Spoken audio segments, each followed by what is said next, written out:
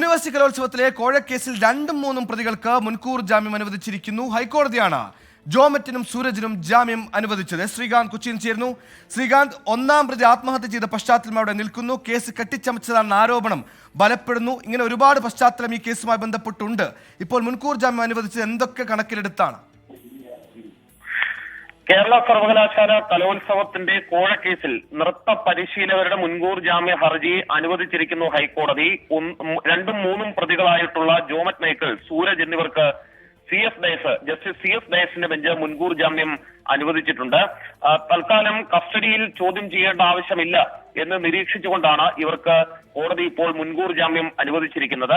പരാതിക്ക് പിന്നിൽ രാഷ്ട്രീയ സമ്മർദ്ദമാണെന്നും പോലീസ് അറസ്റ്റ് ചെയ്ത് പീഡിപ്പിക്കാൻ ശ്രമിക്കുന്നു എന്നുമായിരുന്നു ഇവർ നൽകിയ പരാതി.